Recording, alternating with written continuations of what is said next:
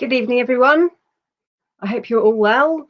Thank you so much for joining us at Homestage. For any newcomers, my name's Ellie and I'm the host of Garden Club. A very brief introduction. This evening we welcome Ben Preston for an hour. Hello, Ben. Hello. Ben's head gardener at Yorkgate in Leeds, a 1 acre garden that was bequeathed to the charity Perennial. But without stealing his thunder, I shall hand you straight over to him to tell us about it all. Thank you, Ben. Thank you. Just quickly share my screen. Good evening, everybody. Right then. Bit of an unusual this evening. I've never done a live stream before. And it's fantastic. I'm looking forward to it. And I can't see my own face, which is rather bizarre. But here goes. This is the first view that you see from the gate as you come in, and it's really nice to share with you this evening some of the volunteers that are part of the wonderful gardeners at Yorkgate. But it's going to be a whistle-stop tour of the garden through the seasons at Yorkgate, and it's the way that I see the gardens. And what's magical about Yorkgate is it's just 1 acre, or the original garden was just 1 acre, and it's split into 40 different garden rooms. And before I get into that, I just want to share a little bit about my how I came to become at Yorkgate, and that I'm more than just a gardener. And there's many things that have led me towards Yorkgate and being head gardener at this amazing garden. And this is a picture of me with a good friend of mine, bike packing in the Outer Hebrides, and cycling and nature and gardening is very much part of me, and what I hope will become, maybe not the scar cycling, but become part of Yorkgate, and a little bit my inspiration on the way. And it all comes back to this really, and this is one of the first pictures I took. Some of you will recognise this amazing place, and it is Great Dixter, which is down in Sussex. And I started out as a kitchen gardener, and I came to Yorkgate, I came to Dixter when I was a trainee at Audley End in Essex, and this place completely blew my mind. And in fact, the day I walked into Great Dixter changed the rest of my life, and it's become what I know now as being a gardener, being a craft gardener, and a passion that will stay with me forever. And I always show this slide no matter what talk I do, because this is really where it all started for me in terms of ornamental horticulture. And many of the things that I want to implement and try to implement at Yorkgate, the layering of annuals and things, have all come from inspiration from spending time with Fergus and the team and the amazing young people that garden at this garden. And a little bit close to home, this is the gardens at Dove Cottage Nursery. And the reason I want to share these few slides before I share Yorkgate is because, for me, people are just as important as the plants in a garden, and the people that you meet along the way, and the plants that you give, and the plants that you share. And going to see Stephen and Kim at this garden draws more inspiration out of me, and it all propels back into this amazing time at Yorkgate. And seeing plants in the wild. This was at a friend's wedding in Croatia on the island of Brack, and there's these amazing wildflowers, there's bee orchids and muscari camosa, and just these, and it was wasteland where all these amazing, and I actually collected seed from the muscari camosa. They're going to be planted in the sand garden, in the new garden at Yorkgate, which we'll look at later in the talk. Wildflower Festival in Slovenia, and these slides will all relate back to the talk that I'm going to get into. But the meadows at Yorkgate are really important for the biodiversity, not just the local area, but moving forward, linking up these sort of natural spots around right through the country.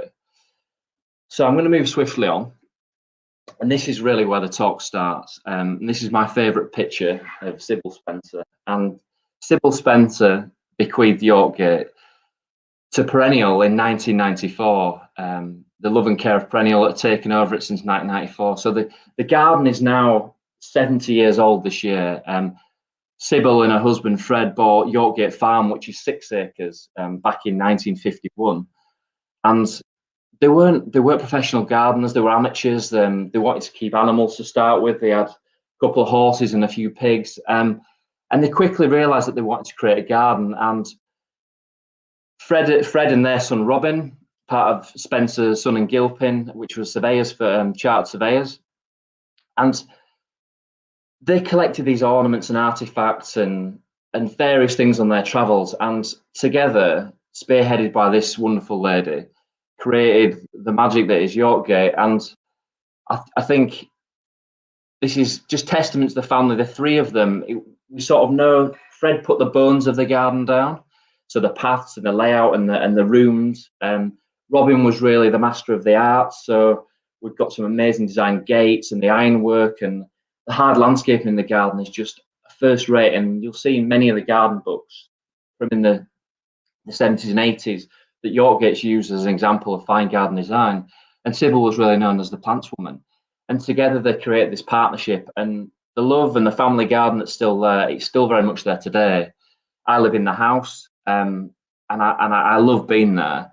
And all the family and now it's the family of volunteers. We've got a growing team of 13 staff which run the gardens, the cafe, the gift shop, run the volunteers, and then we've got 150 volunteers that work in the garden, the shop, the admissions, the heritage team. It's just a wonderful place, and I always say that I've got 90 aunties and 60 uncles, and it's just amazing part of being this community. And this is what you see when you come in. And I'm gonna give you a tour of the garden, because the garden is so small, and show you the layers and how we garden it and how it was designed. And you can just see here with the yew buns and the yuccas there, that juxtaposition with the strappy foliage and the soft buns, and then that amazing Sequoia dendron giganteum pendulum, which we call the orangutan, in the middle there. And you strip all the colour out of this garden, you strip all the plants out and the colour, and the backbone and the structure of this garden is absolutely first class. And that's one thing that I think people recognise when you come to Yorkgate. And we would have had a snowdrop week last week. Unfortunately, we couldn't open, but people can really see at this time of year, before any of the plants grow, the structure and the backbone of the garden. So I'm going to lead you through the garden, and it's going to be very plant heavy. And any questions you've got, pop in the comment section, and Ellie will ask me afterwards. This is a view back towards the house, and that lovely picture of Sybil you saw a minute ago was just under that window by the open door. And again, you can see here the structure and the layout. So we're going to strip it back, and this is actually probably in about 3 weeks' time, when the snowdrops are over and the little daffodils by the edge of the pond, that's Jetfire and Rapture that are in flower. And here it builds and builds and builds, and this is exactly how it looks now, with these amazing carpets of the aranthus and that lovely chocolate leaves, coriodalis, chocolate stars, and the arum metallicum marmoratum, the snowdrops. I mean, this is in February. This is a tapestry of plants that is available this early in the year, and really from now, snowdrops signifying the start of the gardening calendar. The borders build. And this is the same bed you can see at the top of the screen there that the aranthus have gone over, and Tulipa tarda there, and the bright blue flower is Omphaloides cappadocica, and another coriodalis, the pink coriodalis solida. And it just shows you what you can build to this. And we've added a further layer to this. We've added Aconitum suliensis from Seoul in South Korea. And really, I want these borders to work really, really hard. And then moving through into later, we've got that amazing foliage froth from the Heuchera villosa, Bronze Beauty, and the Honesty starts to flower. And you can see the little pops of yellow. That's the lovely cowslips. And this is what we want from the garden. We want them just on the right there, where you can see the green foliage and the Aquilegia seed heads. That was where the snowdrops and the aranthus were, and every season it pushes on, and we almost want 3 or 4 layers to every single border. And this backbone that the Spencers laid down, we don't touch the backbone. We just add layers to the planting pockets. So I want to move to the next part of the garden, and this is really where you can see the real transition. And this is what it looks like now. We leave the amazing catkins on the hazel. We've got this lovely hazelnut walk, which you'll see in a few slides' time. But you go from this in the depths of winter, and then I always throw this slide in. It always catches me out. The reason why I enjoy this garden so much is the people that I work with. And this is Jack Ogg, my senior gardener, and he's become a great friend over the last few years. And this guy, his plant knowledge is just some of the best I've ever known in Yorkshire, and his plant knowledge far superior to mine. But we work as a team together, and I like to lead everybody and delegate the tasks. And Jack, he just puts his little the amazing. I'm actually not at work this week. He'll be doing rogue planting. He'll be putting snowdrops in little nooks and crannies in the garden, and he adds this layer of arts and crafts and plantsmanship that it's just so special in the garden. It really fits with Yorkgate. So it's been a pleasure having Jack by my side since I started. We'll get back to the garden. And a few weeks on, 4 weeks on from that first picture that you saw, we look back up towards the garden and you can see the shuttlecock ferns on the right there emerging. And this view back through the garden, and you can see the yew sails there, which are the sort of the teeth, the hen's teeth in the middle there. And it's these little views and vistas, and they make you feel in a much bigger garden. And these features throughout, and you can see the veratrum right at the bottom of your screen there, just emerging, that lovely pleated leaf that's like a hosta. But the most interesting part about and this is the dell that we're in now, is that these carpets of snowdrops that are through there, and then the ferns push through, and the foliage plants start to take over, is that this is a completely deciduous part of the garden, other than the Cunninghamia, which is the conifer that you can see in the middle there.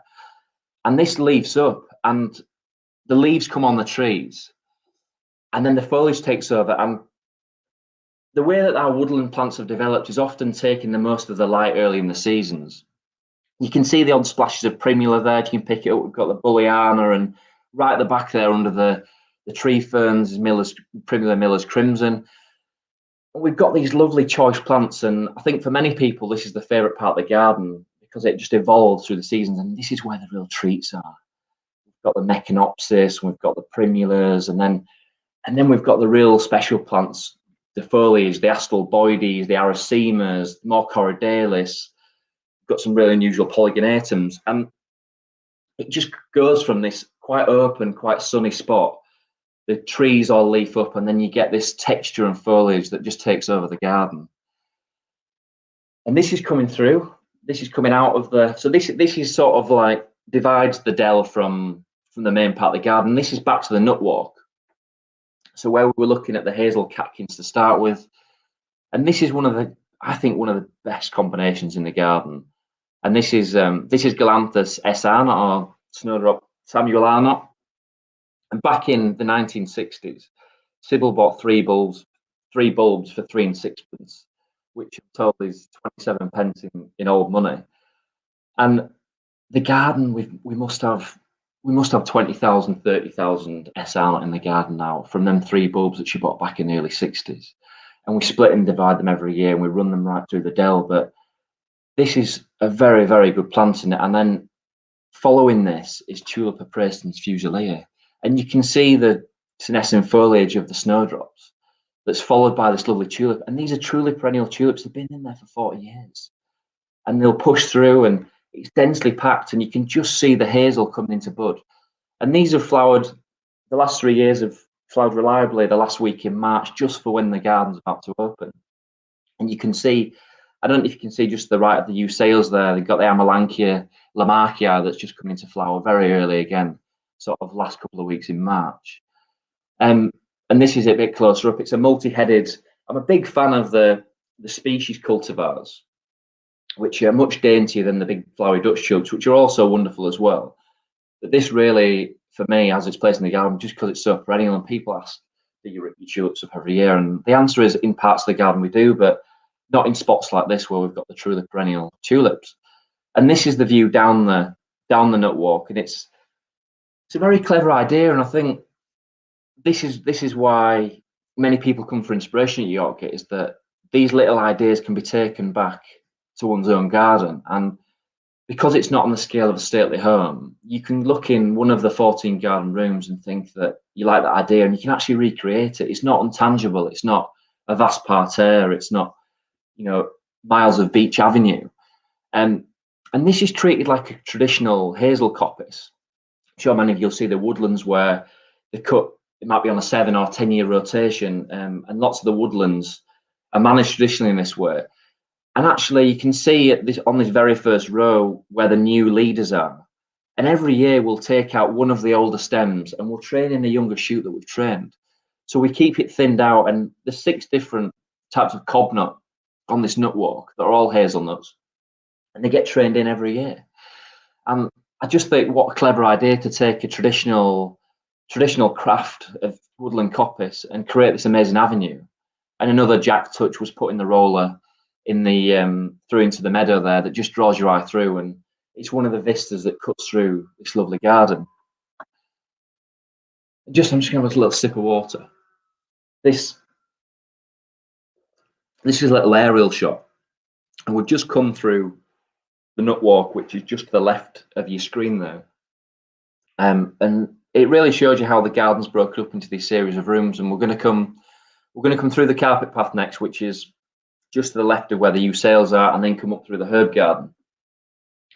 And this, for me, this next part of the garden is really, this is what causes me the most stress on evening, because this is right at the centre of the garden, and it's got to work hard all year. And those of you that spend time with me at Yorkgate will know that one week I'll be over the moon with it when the geums are flowering and the lupins are doing the thing, and then the lupins will be over and we'll cut back and we'll fill in the spaces, and it'll just look a bit sad for a couple of weeks. And I always want the border to work harder, so it's up to me to try and choose plants and get that succession even better. But the reason why I'm showing this aerial photo is the hard landscape and detail. And there's only a few materials that you use throughout the garden, but the granite sets and the York stone is really a very Yorkgate thing. And this, you'll see the detail on the carpet path in a minute, but where it's lined either side of the black grass, the path that runs up the middle there. We were on Gardeners World a couple of years ago, and a chap got in touch with my mother and brought a book into a place of work. And it came to my possession, and I opened the front cover, and it had Robin's initials, Sybil's son. And this chap had picked this book up in a charity shop 25 years ago. And I opened up the middle pages to this book, and the original design for the carpet path is in this book. And nobody'd ever known where the original design for the carpet path had come. And it's a Japanese book that was published in 1980 in black and white. And nobody knows the garden for its Japanese influence and design. But when you open this book, you can see that the bones of this garden, without all the plants, is very Japanese. I've not actually got any slides to show you the pine eating this evening, but the conifer plantings in there, and they're underplanted, or they're laid under mulched with Scotch river cobbles. And it's all about the negative space, and it's not about the plants, it's about the space around them. And when you start to look at this book, you realise that it really was the vision. And actually, the carpet path was put in 1981. Robin had bought this book when it first got published in 1980, and then they laid this carpet path down. And we'll see in a second the carpet path in all its glory. But we call this the carpet path bed, and you can see we use hazel baskets, and they're the peonies that will come up through the baskets. And this bed was originally designed for daffodils, peonies. Where the black grasses was originally an iris border. And this is how the garden's evolved to become a garden that's open to the public. There was a lovely iris border either side of that path. But as we know, irises only flower for 3 weeks a year. And the garden's open from April to now October. And once irises have done their thing, they can look pretty shabby. And I think 2 or 3 head gardeners ago, they put this black grass in. And you can see how the black grass frames the beautiful carpet path. And it also is very tidy at the front of the border.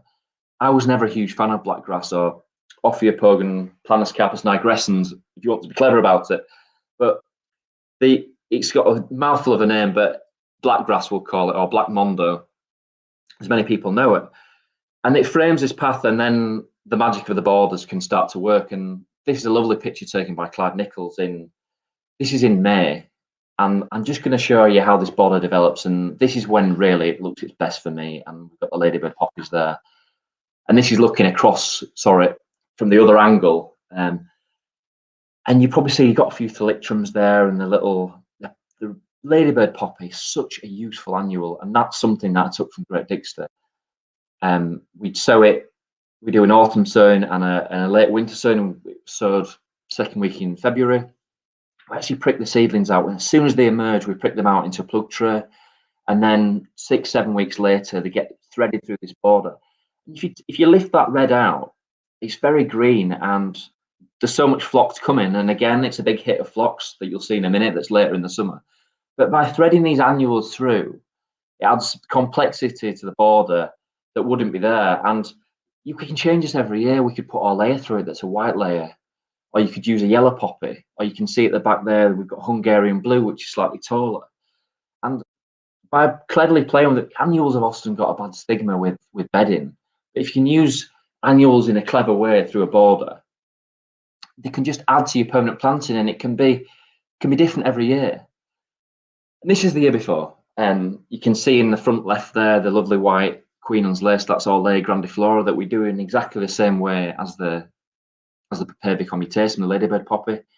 But this is really when the border starts to erupt. And Lupin Masterpiece, it got best planting show at Chelsea a few years ago, and people say, it's not very long lived and it dies out after a year or so. Well, it can die out every year for my likings, because it's that good that I'll plant it again every year. And it's such a striking plant, and it works so well with the GM Toti Tangerine. That's another absolutely cracking plant that was released by Rosemary Hardy at Hardy's Plants. And that plant it comes into flower in April, and it's still flowering in October, and it just works and works and works. And it's probably the savior of this border for me. There's always a bit of GM in flower. And I've actually got to a point now where the lupins will come out, and I plant them. So we'll almost use them as an annual. We'll pop the lupins in, they'll get potted on, they'll get fed, and that planting pocket will get filled with Salvia amistad. It's a similar colour, it's striking, it's purple. And this is the same border. The only thing we've added is the salvias, and the lignus has taken over. So you get early on, you get that lovely silvery foliage of the lignus, and then you get the Salvia amistad popping through, and the lilies there. And it's still that orange and purple, but it works together, and it's a different group of plants, but it's exactly the same effect. And you can see here, we actually sweep the carpet path every morning. It's quite a methodical job, and it gets an extra special treatment by one of our lovely volunteers called Sue on a Friday.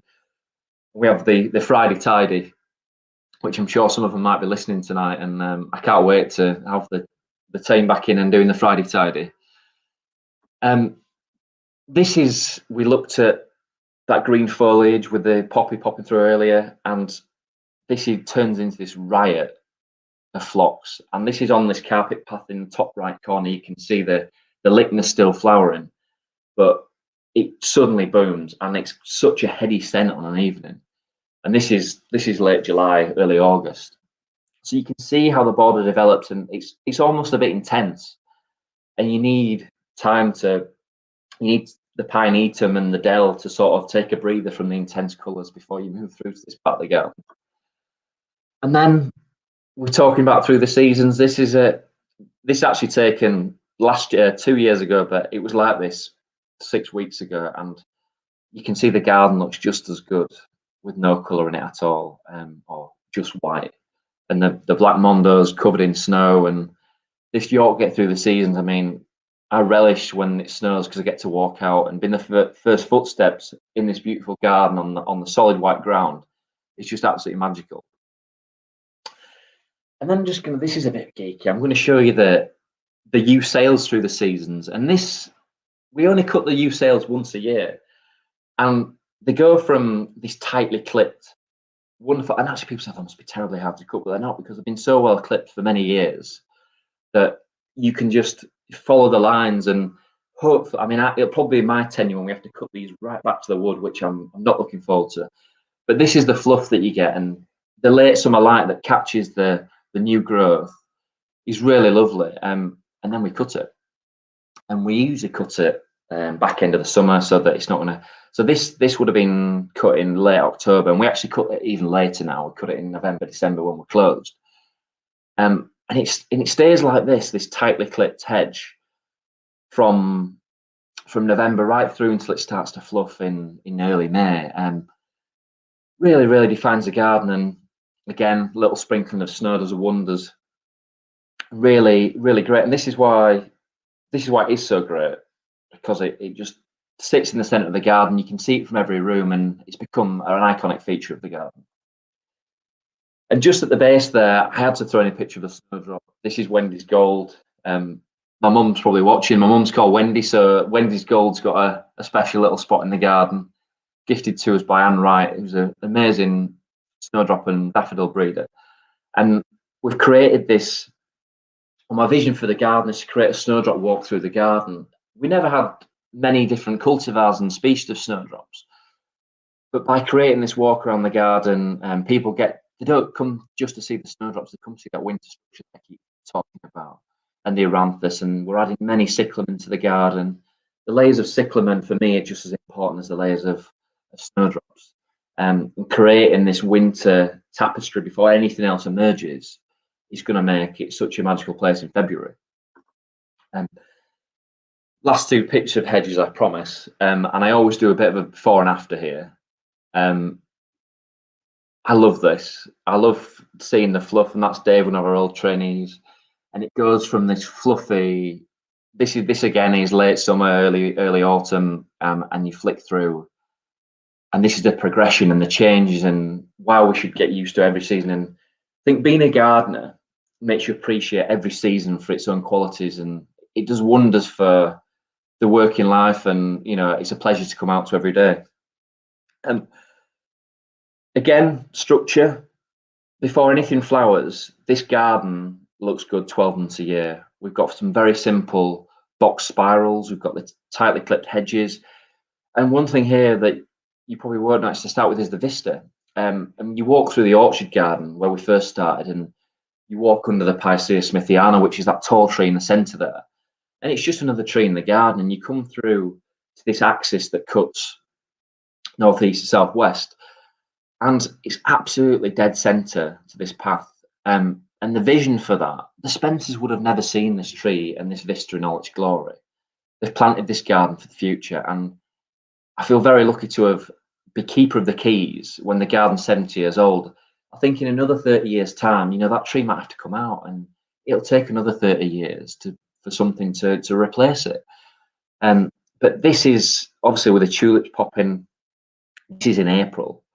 And then the border starts to develop, and this is one of my favourite photos taken in the garden. It was by Clive Nichols, who's become a good friend, and he comes to the garden very early in the morning. And the alliums start to pop, and the true valerian there. And this is in May. You've got a bit of peat spilling onto the path, and this is full of medicinal herbs and culinary herbs. And last year we started putting salvias into it, which brings me on to the next slide, and something that I'm very fond of. This is another member of the team, and my mentor, Mark Jackson. Mark was head gardener at Newby Hall for 25 years, and I've known him since I was a young boy. He was my football coach when I was 10, and he's come to be the nursery manager and guiding hand for the rest of the team. And it's weird for a mentor to become as part of the team. Now I'm technically his manager, but I look to him for my inspiration, like I always have. And I've show this picture of him because, first of all, this was the first time he'd ever clipped box spirals in the many years of his gardening. But we're actually adding this late summer layer of salvias, and I'll show you my favourite salvia in a few minutes. But late summer salvias, we're both passionate about late summer salvias, and what they add to the garden from starting flowering in May, June, right through to the first frosts, and even some winters when we don't have a frost, they'll flower right through. And he's brought this new skill set to the garden and inspiration for me that we can work together. And I think having a happy team in this environment that we're breeding is very good for us all learning from each other. And before we show the salvia, I want to show you how this evolves, and we're just going to go back a couple of slides from that to this, and the hedges start to fluff again. The box starts to become untidy, but it's taken over by the Verbena officinalis, by the fennel, by the Angelica gigas. You see the agapanthus on the top there that's in a pot, but it starts to become wilder, and the bees and the butterflies love it, and the insects. And it's a sensory, and your legs brush past the sage and the rosemary and the salvias, and it's such a heady garden. And it goes from this quite formal, clipped, tidy winter garden and structural garden through the year to this lovely playground for insects and wildlife. So really, really lovely part of the garden, and one that's very easy to photograph because of the vistas and the iconic very iconic. But actually, there's so much more to this. And now, this is the history in front that looks back through the herb garden. This is Salvia curviflora. I'm sure we'll get questions about salvias afterwards, but top 3 salvias: Salvia curviflora, Salvia convertiflora, and Salvia atrocyanea. I'll pop them in the comment section after if you want to write them down. But 3, first one's pink, which is curviflora. Second one is red, it's convertiflora, and blue atrocyanea, which is the Bolivian sage. Just a little close up. This wonderful plant, we keep a couple of stock plants. All of our salvias, we keep stock plants in the greenhouse, and take fresh cuttings every year.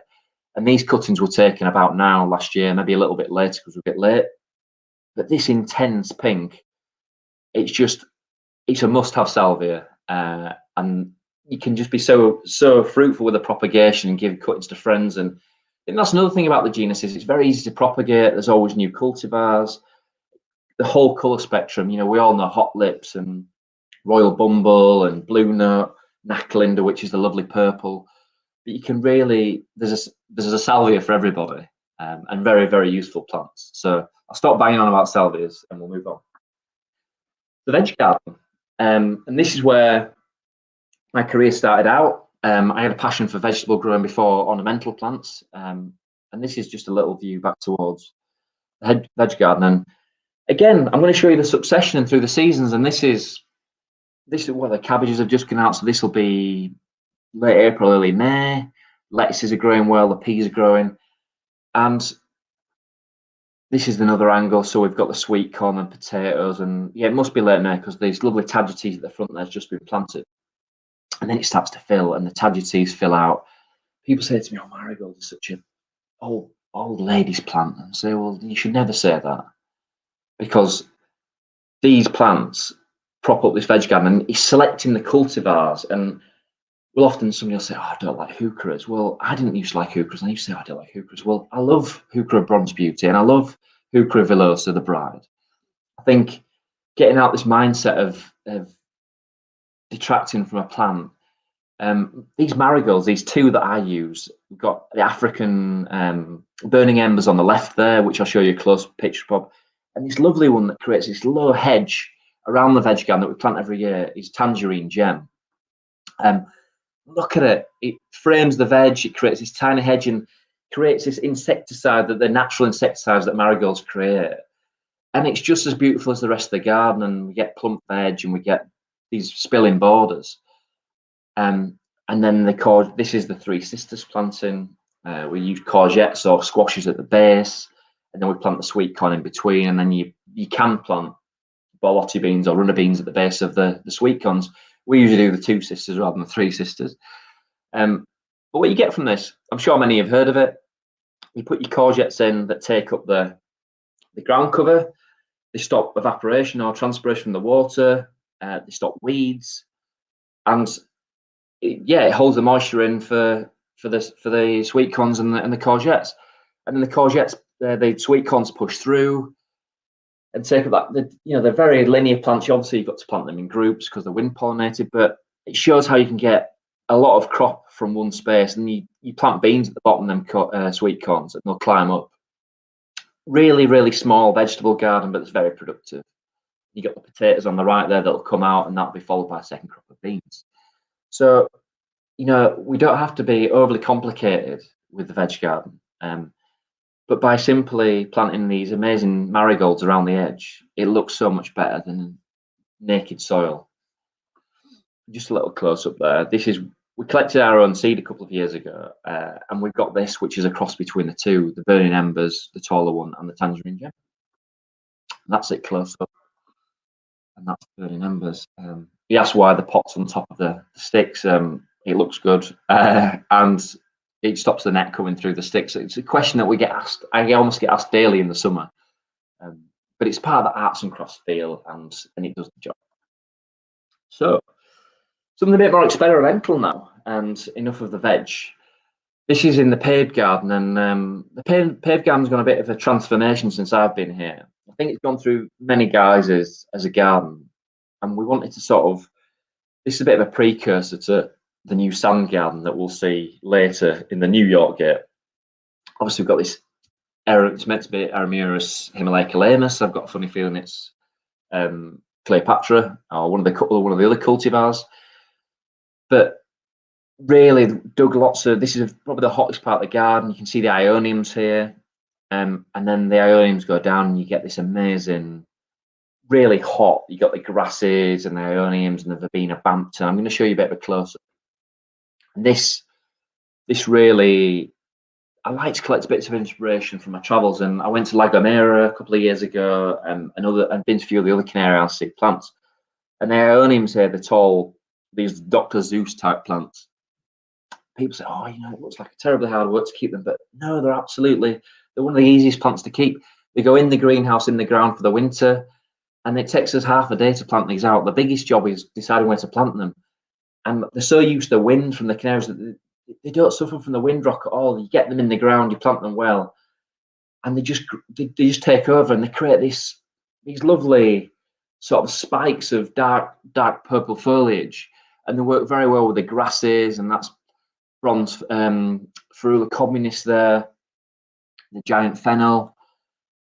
And really it starts to take over, and the grass seed heads, and that's Agave americana from Chile. And all these plants have developed in very hot, arid climates. And by bringing plants together from different climates that are similar from all over the world, you can create these dry garden plantings. And I think it's something that's going to become more evident over the next 50 years in our gardens. Is we need to plant for, we've had a very wet winter, yes, but the record suggests that we're getting much drier, and these dry gardens are going to become even more important, these drought tolerant gardens, and they can be just as playful. And then I want to show you a couple of plants here, not the Aeoniums, but on the left there, this is a fairly new Rudbeckia, and many of you will grow Rudbeckia fulgida, which is the lovely yellow black-eyed Susan, which is quite a small late summer flowering plant. But this is Rudbeckia triloba prairie glow on the left, much more airy and taller than the fulgida or the goldstone that you'll grow in your gardens. Quite short-lived, but really great. You get these lovely bicoloured orange and yellow flowers, and something that we just run through and they seed, and we collect seed and grow it from seed again every year.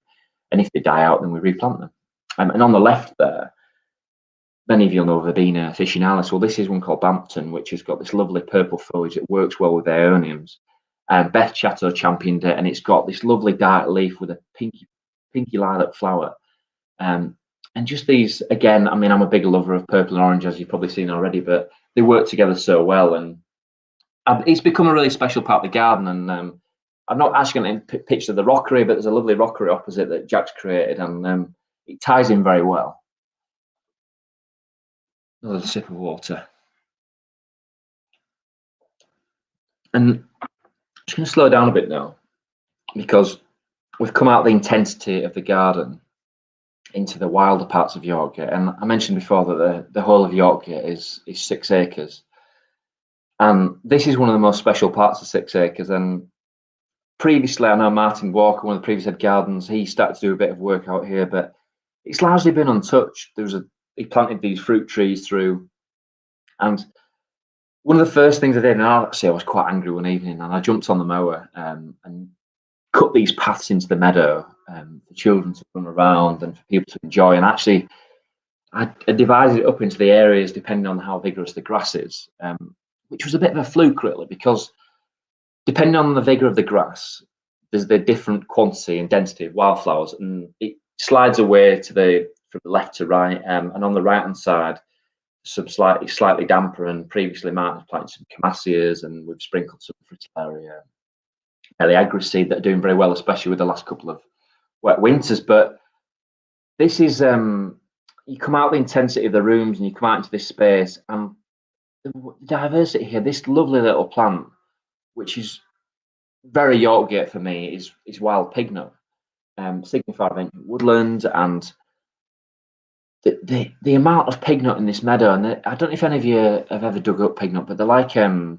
chickpea little tuber that sits under the ground. That I think they named pignut because pigs will snuffle them out in the woodlands.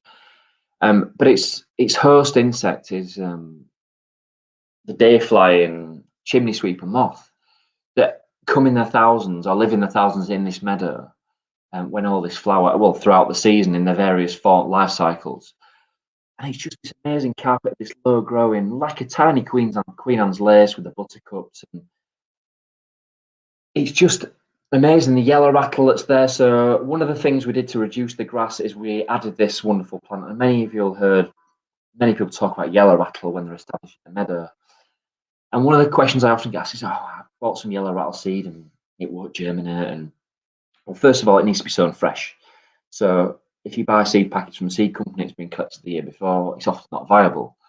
But I got some seed from two local meadows, one in Tockwith and one in the Dale, so two quite different soil types, and they both worked. And after we've cut the meadow, which I'll show you that process in a second,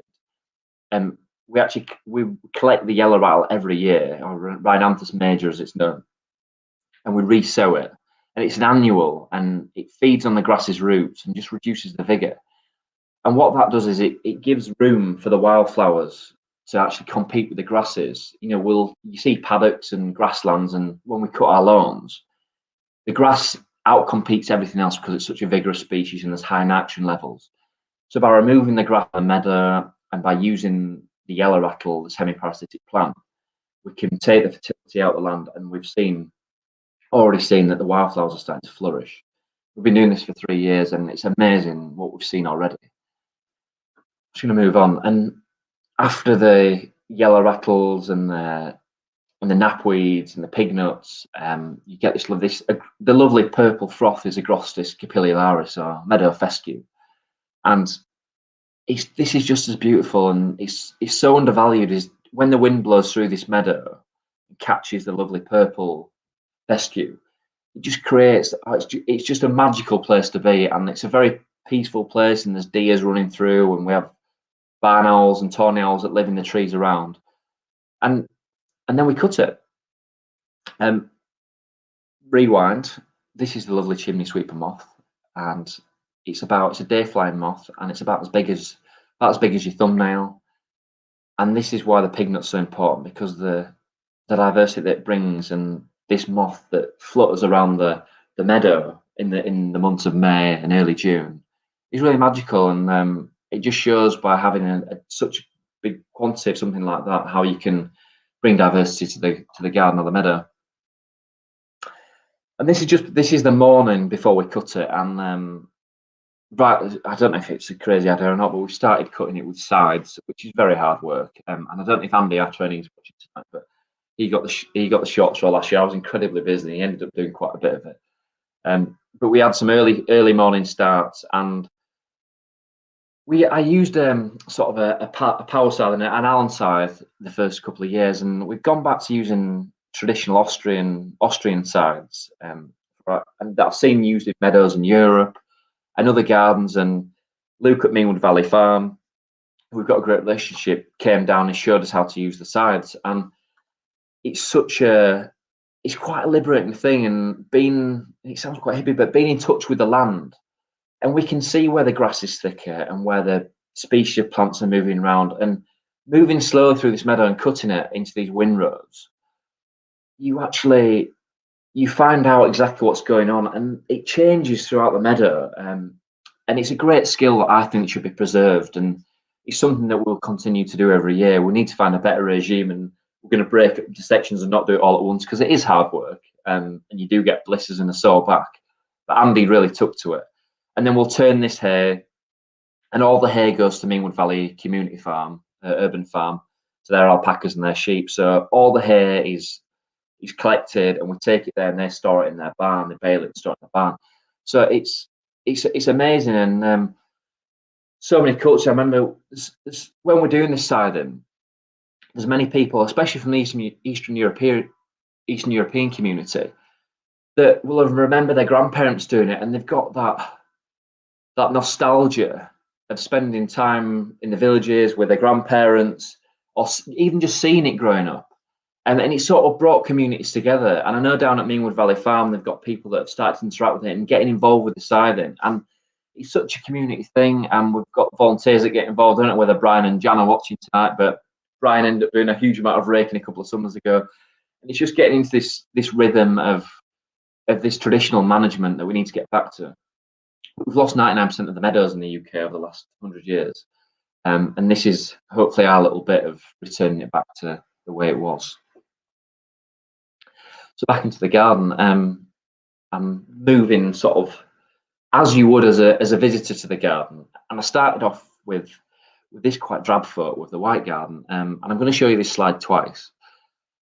And this is in late November, after we've cut the garden down, and you can see there's a few plants being dropped in. And we use a lot of biennials, like we use the hardy annuals. And you can see the foxgloves there, and there's eryssimums, ivory white, and it starts to build. That's actually my office window at the top there, and this is the first, after the snow drops, we get this lovely little anemone. This is an anemone white splendor. I'll show you close up. Really useful at the front of a border. Just going back one slide. So you get this, you can see the green start to come through, and then the anemones come through, and then we add tulips every year. We don't take the tulips out now, we just add them, and you get the tulips to flower at different heights. And there's a mixture here. There's Purissima, there's Green Star, there's Antarctica, and there's lots of different white tulips available, but it just starts to build and the greens work together. And then this is one of my, against my usual thing about double plants, this is Agaranthemum Kinta White. Some of you say, well, Agaranthemum is tender.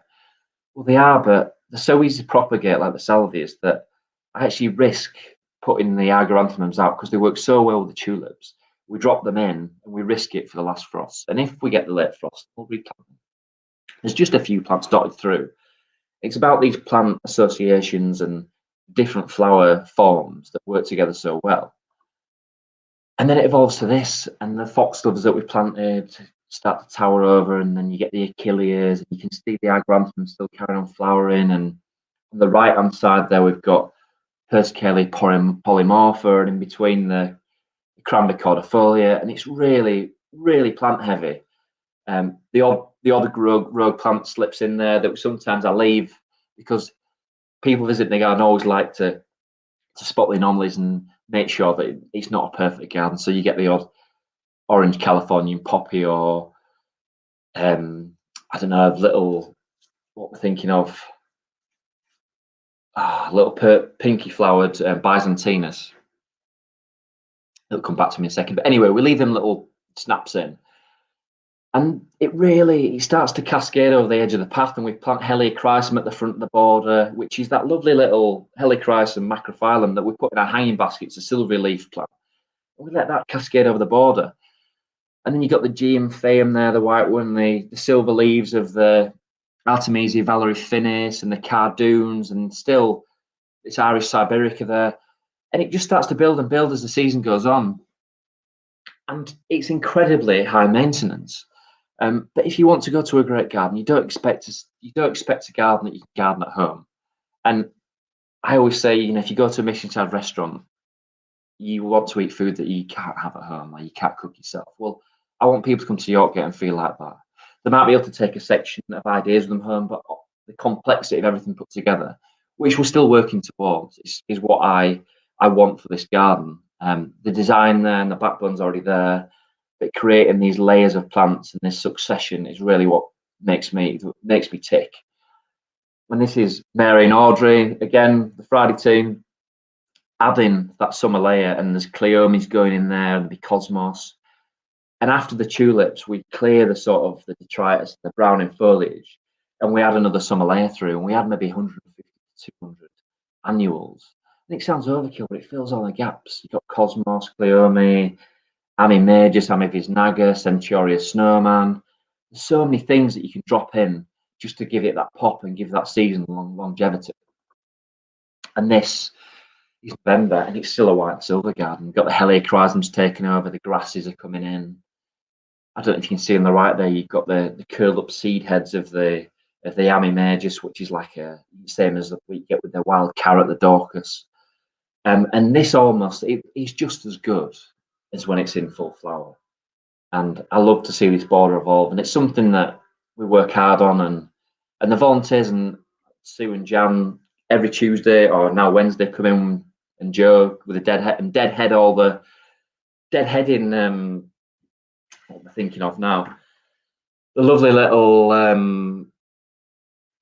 Achillea tarmac of the pearl, which looks horrendous when it starts to go brown, but you go through with a pair of snips and deadhead it every week, and it looks marvelous for months and months. So thank you, Sue, John, and Joe, for doing that.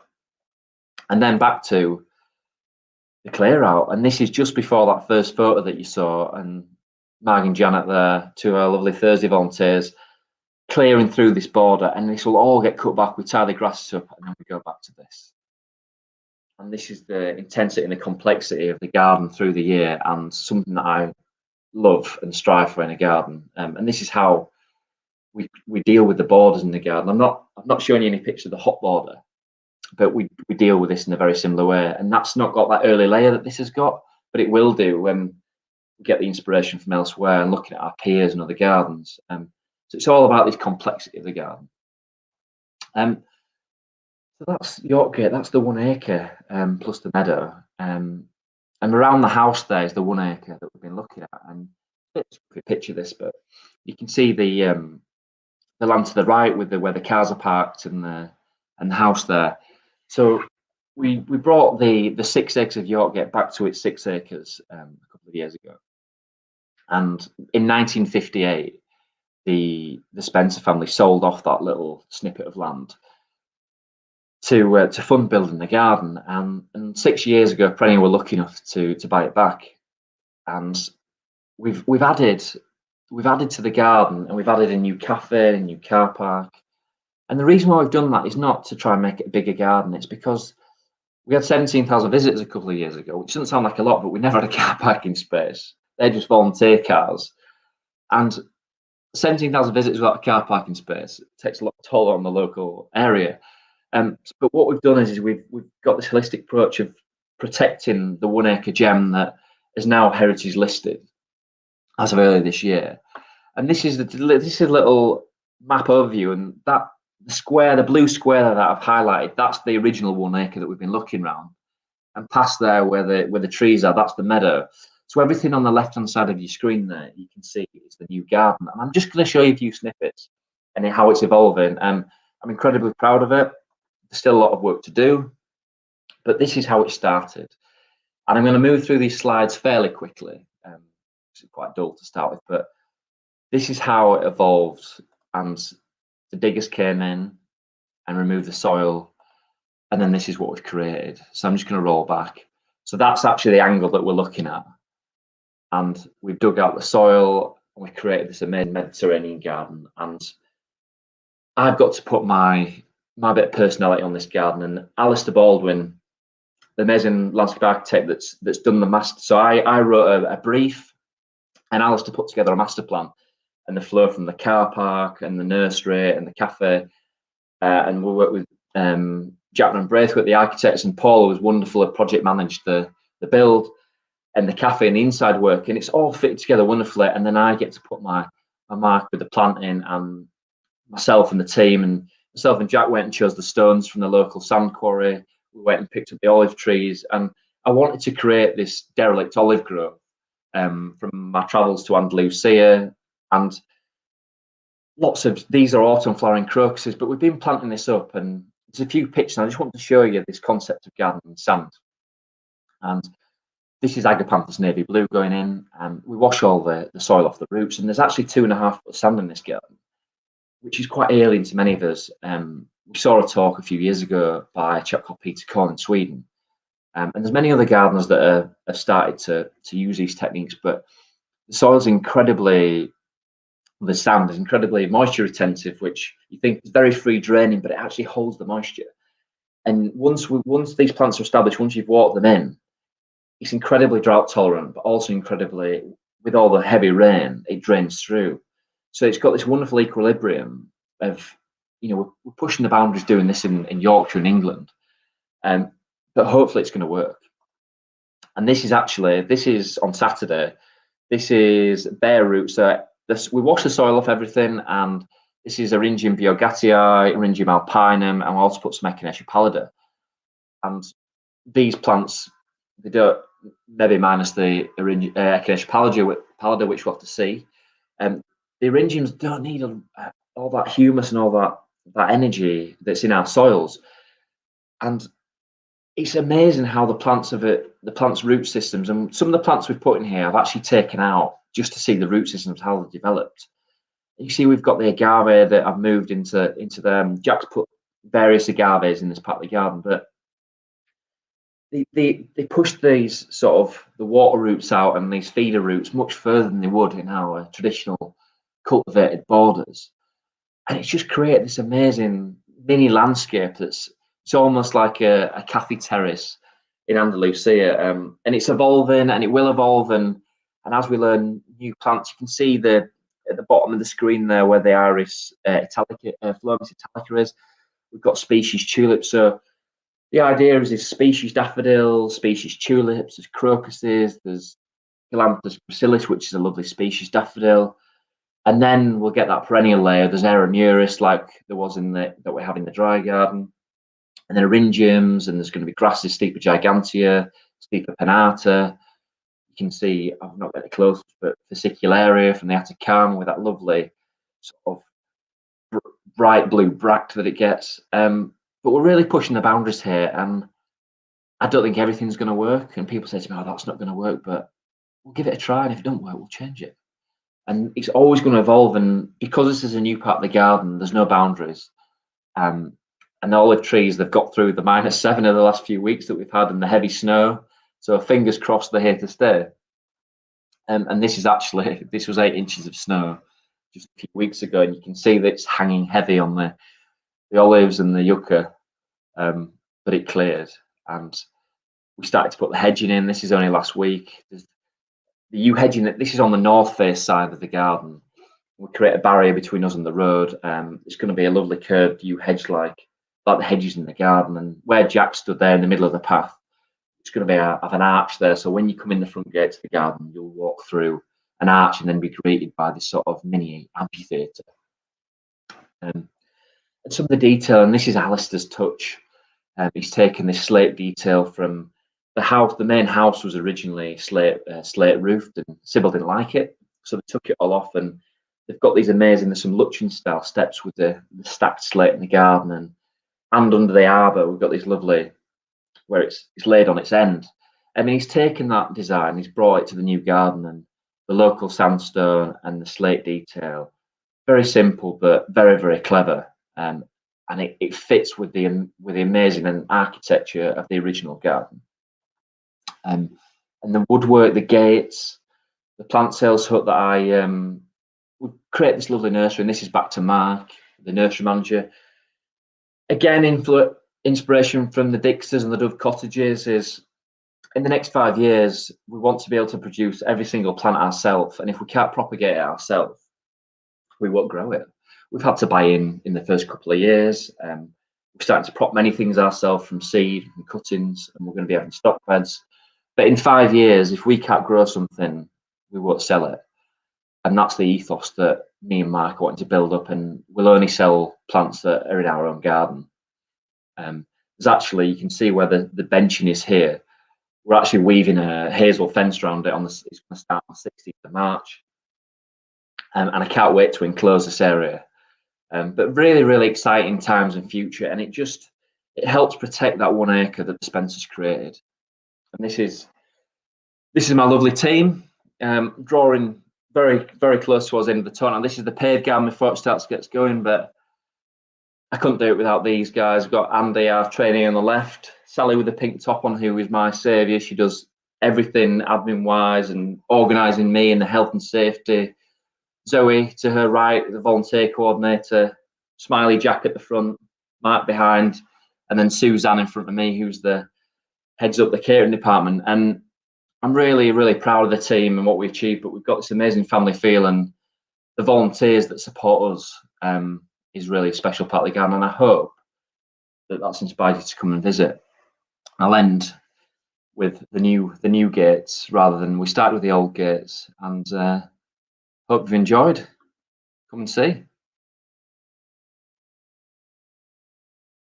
Thank you very much, Ben. That was absolutely fantastic. Really interesting. Yeah, very much a whirlwind, but it's good to leave people wanting more. You'll be pleased to know we had a combined live audience of 275 people watching. Oh, fantastic. And obviously, those that joined late or couldn't make it can watch it later. We'll go on to Q&A in just a second, but before we do, if people have enjoyed watching Ben's talk live, we do run a series of live speakers. So if you're interested in finding out more and going on our mailing list, you can either follow us on Facebook, or you can see at the bottom there our web page, or you can subscribe to our YouTube channel, and it's all free. Thank you. Anyway, lots of questions to ask, lots of compliments too. Now, lots of people asking about Lupin Masterpiece, actually. I bought one when it first came out at vast expense, and it died on me before flowering. So I haven't gone back there. But it can be temperamental. Yeah. Right. Obviously, it's beautiful in all seasons, but for a visitor, when's a great month to visit in your mind? I mean, I love tulips, and I love late spring. I think before the tiredness of the garden starts to set in any form is when you get that fresh flush. And I think for me, probably if you come in the last couple of weeks in May, that's when, I mean, the gardens actually you can visit any week from April to October. If I had to pick one week of the year, and please don't alternate up at the last week in May, but last week in May, if I've got to pick a week. Okay, thank you. Now, you may have answered this yourself with your excellent Michelin restaurant analogy, but how would you advise getting the Yorkgate feel in a domestic garden? I'm sorry, I don't have the name of the person that's asked this, but they've said, I'm trying to figure out if it's all the lovely stone and topiary. I think if we're looking at basic design in gardens, not that I'm a designer, but I think stick to a few materials. So it doesn't have to be granite sets, and it doesn't have to be York stone, but stick to 2 or 3 materials as you structure, and be repetitive with the borders. You know, like you saw with the white garden, rather than being too bitty. Well, there is bitty plants in there, but use plants to tie whole borders together. So run the foxgloves right through, or you use a grass right through, and that's where grasses play a big part. Is use linking plants, and then the little things that seed into paths. You know, don't just plant in your borders. Plant snowdrops on the edge of your paths. Sprinkle an area seeds. Sprinkle Californian poppy seeds, and let things actually come into the paths, and you get that informal edge. That's part. So you've got the formal structure, and then you let the plants be the informal bits. So I try to keep a tight ship and a very tidy garden, but you can let the plants be informal while you've got a formal structure, if that makes any sense. That definitely makes sense to me, because that's the sort of basis that I use in my garden. Next question, Daniela. She's saying, we've got rhododendrons and their leaves are covered with black, and we found out the bug on the back side of them. How do we get rid of it? We've tried soap, gentle spraying and cleaning. I think often, I mean, I try and garden not completely organic. Sometimes in the greenhouses we do spray, but outside, I think first of all is plant health. If your plants are healthy, they tend to be stronger against disease or infection. So making sure that, is it a particularly dry spot where you've got your rhododendrons? Do you feed them with organic matter every year? Do you mulch underneath them that help holds the moisture? I think if you can make just like we are, if we're run down, we're more susceptible to getting ill. And I think plants are exactly the same. And it's the same with something like hostas. I'll come back to the rhododendrons, but something like hostas, people say, oh, my slugs are getting eaten by hostas. Well, if you grow healthy hostas, they'll grow quicker than the slugs can eat them. And people say, why have you not got slugs at Yorkgate? Well, we do have slugs, and actually, if it gets very dry and the plants get they're struggling for moisture, then you often find that's when you see the slug damage, because they can't compete with, they're not growing quick enough to outcompete slugs. And it's similar with rhododendrons and some of the diseases that they can get. But if you're doing it organically, I think I'm not sure exactly what you've got without seeing the plant, but I think look at the plant health, look at feeding it, make sure it's got plenty of water. You know, they're from all rhododendrons like plenty of water. You know, they come from the Himalayas, many of them.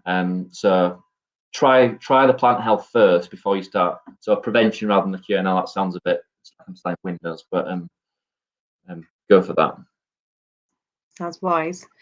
As well as the lupin, which we now know is masterpiece, can you advise what the names? This is Wendy Wallings asking. Advise what the names of the phlox are. I can't advise you on the names of the phlox that are in that bed because they've been in there many years, and they're all a mixture of mauves and whites. Some of the ones that I've introduced to garden, or that I know that are named in the white garden, is Phlox David, which is a really good long flowering white. A smaller flowered one that was my favourite is Phlox Hesperus. And if you can get a hold of a new one that's called Gianna, which again is a smaller flowered one, lovely scent. It's a new introduction. So they're my three phloxes: David, Gianna, and Hesperus, which you can definitely get Hesperus and David. Okay, I've got David, but I haven't heard of the Hesperus one myself. We've got somebody on here who's said they're from California and they'd love to replicate York Gate in their gardens. Claire Haycock, do you plant the Aeoniums out still in their pots? No, we don't. No, and it's interesting. This is another thing that crops up a lot in the garden. We don't actually plant the Aeoniums in the pots in the winter either. We keep them in the ground. In that we've got a bed in the greenhouse. And one thing that often is a bit of a downfall for people growing Aeoniums is you have to look at where they grow, which is the Canaries, and they actually don't grow in the summer. It's incredibly hot in the middle of the year in the Canaries, and so they do most of their growing in the spring and the autumn. And we find that at Yorkgate, before we take them out the greenhouse, they put on a hell of a lot of growth in the spring, and then they put a lot on in September, October. But they actually like quite a lot of moisture, or they don't want to be too dry. And we find that if we give them a bit of water when they start to wake up or start to push out more foliage in the spring, and once they go in the ground, so most of our Aeoniums never even go in there, never see a pot. Yeah, but think about that. Think about the times when they grow. Yeah, actually, I learned from experience the year before last. My Aeonium did absolutely nothing, and I just left it in the greenhouse, automatically thinking that would be the best place for it. And so then the year after, last year, put it outside, although still in its pot, and it grew like mad. I was very happy in the summer months.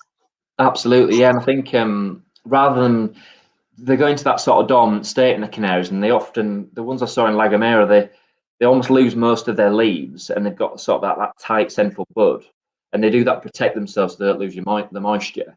And they get to a certain height, and then they'll snap with the wind in the wild. And that's when, if you've ever tried to propagate Aeoniums, you snap a bit off and you let it callus before you plant it. That's effectively mimicking what it does in the wild. So they get taller and they get to a certain height, and then they'll snap with the wind and they'll callus, root themselves, and that's how they propagate themselves. And also from seed as well when they flower. But yeah, it's a useful tip. And if you ever do get them to flower, sometimes when down in south of Spain, they'll flower in January. I've seen them outside hostels and things when I've been traveling.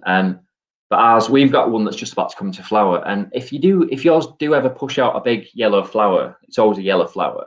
Collect the seeds because they're incredibly easy to propagate from seed. Okay. So a little tip there. Great tip. Chris W has said he didn't know you could cut yew in winter. Yeah, absolutely. Yeah, evergreen can cut any time of the year. Yew's not fussy. We cut ours in December this year, and it's absolutely fine. It's very well, and it just cuts it back, and it means that we've moved out the season so that we're not climbing on the beds to cut it. I mean, many gardens, super tight gardens, will clip, late to midsummer.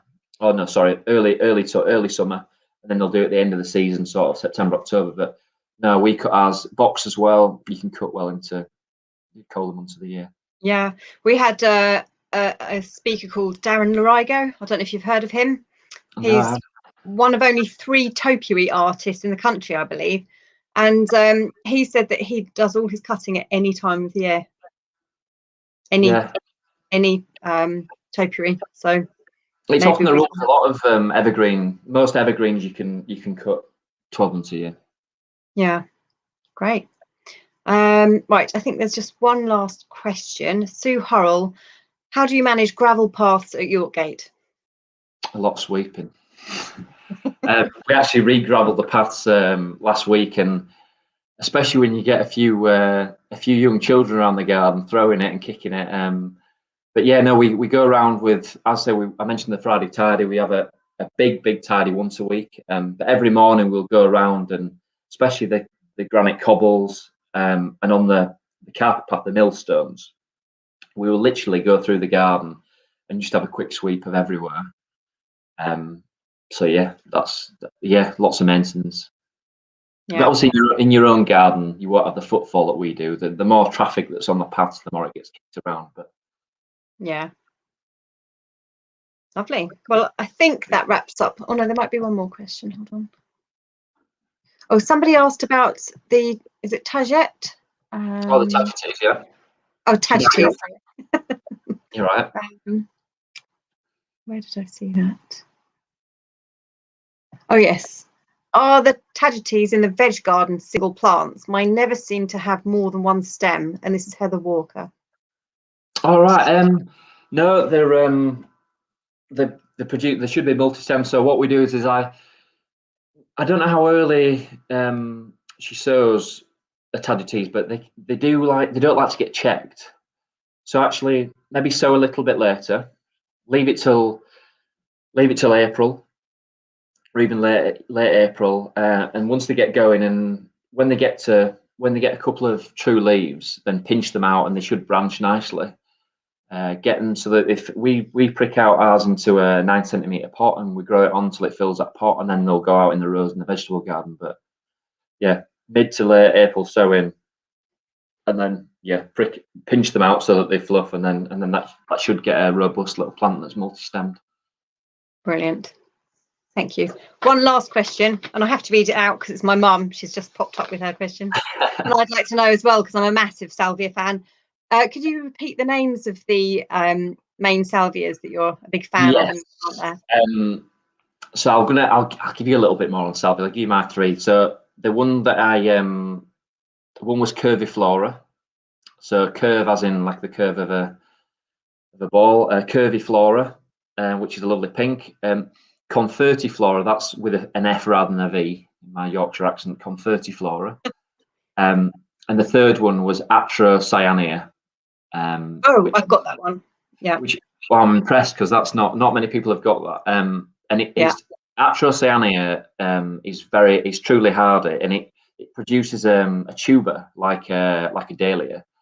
I don't know if many of you grow another one called involucrata, which is a pink, and that is it's got a tuberous root system like a dahlia, and actually just a bit of mulch. But we find sometimes the Atrocyaneas, they won't even push out the ground until May, and then by the end of September, October, you get these 8-foot branching stems. And if you want to grow salvias that are not necessarily too difficult, Royal Bumble, which is hard, it's just got through -7 with us, and it's still good. Royal Bumble is like a bright red, like intense red. You know, Hot Lips is a white and red.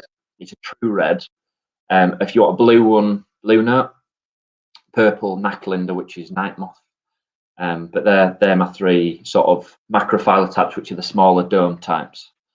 But yeah, hopefully that answers your question. Salmon Dance is another one. I love those. All those you just said. Yeah, that's quite a recent one that I've. That flowers like mad. Yeah, they all do. If you you know, they're quite unfussy as well, and I think they've become popular, and rightly so, because they last for months. I mean, curviflora for us, it'll start flowering in May, and it'll still be in flower in October, November, which is just fantastic. Yeah. Very good. Brilliant. Well, enormous thanks. I think we should probably wrap it up there and let you get on with your evening. So thank you very much to everybody that's joined us. You can rewatch it again if you want to really absorb all the advice Ben's given us. So thank you very much, and huge thanks to you too, Ben. Very Thank you very grateful much. indeed. Lovely. Take care. See you later.